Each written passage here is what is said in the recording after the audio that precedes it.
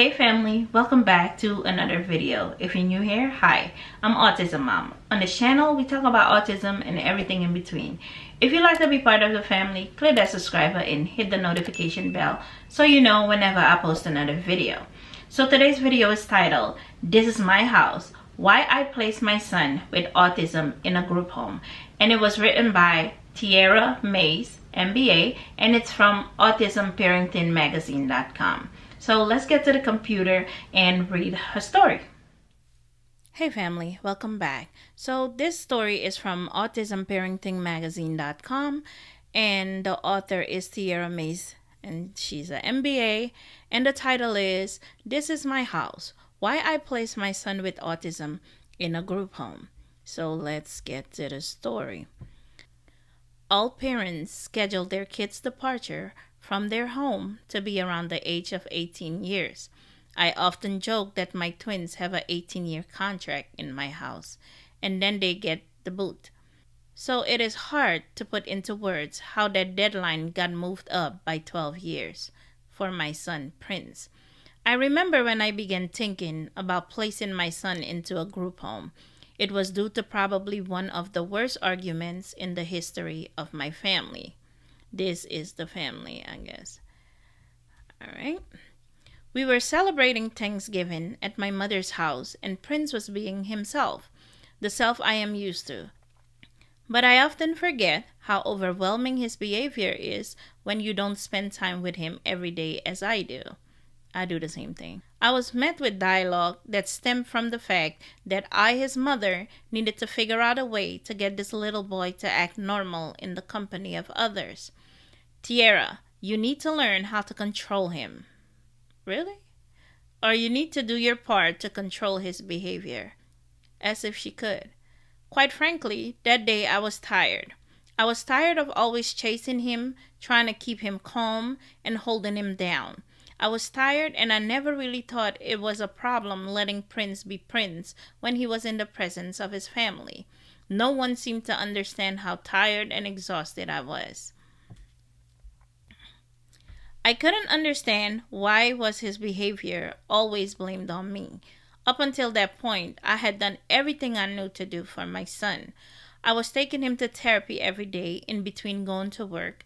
I scheduled his doctor appointments, managed all of his medication, and to top it off, I was going back to school. I dealt with the daily meltdowns, the changing diapers for a 5-year-old, cleaning up after him, and spending almost every waking hour with my son because no one else could tolerate him. I spent so much time focusing on Prince that I often neglected the needs of his twin sister, Tiana. I was tired, alone, frustrated, and defeated. I was really tired of catching the blame for all of it. I was tired of hearing back from other people about the mean things that were said about me and my son, spewed from the mouths of people that claim to love us. Girl, preach. For months, I forced smiles and hugs to try and keep the peace. My initial motive to move him into a group home was selfish. I will admit that. My anger and frustration are what led me to start making calls. Silently, I began placing his name on a waiting list for group homes in the area and state. However, when I started actually getting calls back, I soon realized that this is not a choice I can make in my current state of mind. I love my child with all my heart, and I had to make sure if I ever made the choice to send him to a group home, it would be because that was the best decision for him and my family. The twins are my entire world. I have no husband or no boyfriend. They are literally all I have. I fight daily to be their voice and protection.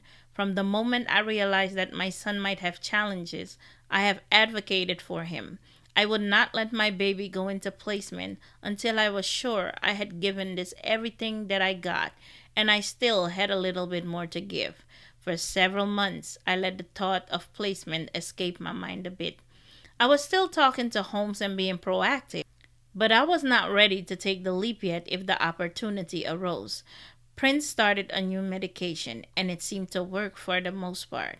But 2 events in particular let the thoughts creep back into my mind again. The first event was our trip to Costco with my mom. I had carefully assessed his mood before taking on this adventure, and I believed we would be okay. I was wrong. Prince had a full blown meltdown. Let me tell you, that happened to me several times. I got caught. I assessed the mood, I gave the medication, I had it down. And then I got there and boom. Yeah, it happens. He began walking up to strangers, hitting them. He was screaming at the top of his lungs. It took about 30 minutes to fully get him out the store and into the car. While I was a bit overwhelmed, I was used to this. My mother, however, was not. I viewed it as a blessing in disguise because I really needed her to see this for herself. I really needed her to understand why I cringed at the thought of taking my son to the grocery store with me. I needed her to understand how easy it is for me to lose sight of Prince when we were out in public. I needed for my mother to understand the prison me and Tiana were held captive in every single day. And this is the day I believe she finally understood what my cries were all about. She finally got it. The next event that took place had nothing to do with Prince at all. It was his sister Tiana. Tiana had been taking ballet classes since she was 3 years old. And in 3 years, I have never been able to watch her practice in the studio because I had her brother. Prince and I would sit in the car for the full hour while she practiced.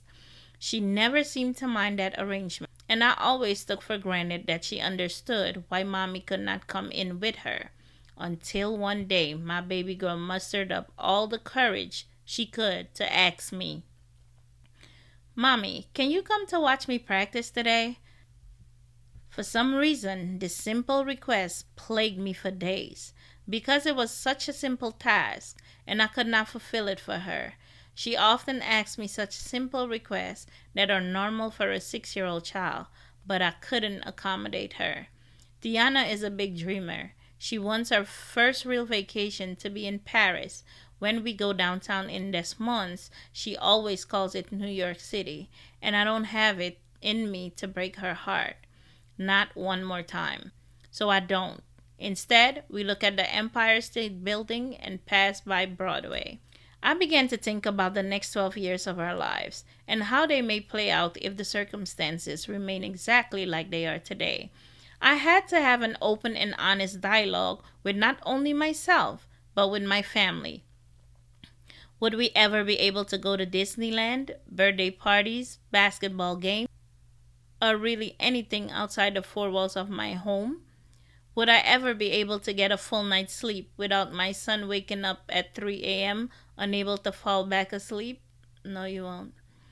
Were the rest of my days destined for medication management and changing diaper for the son I love so dearly? Probably.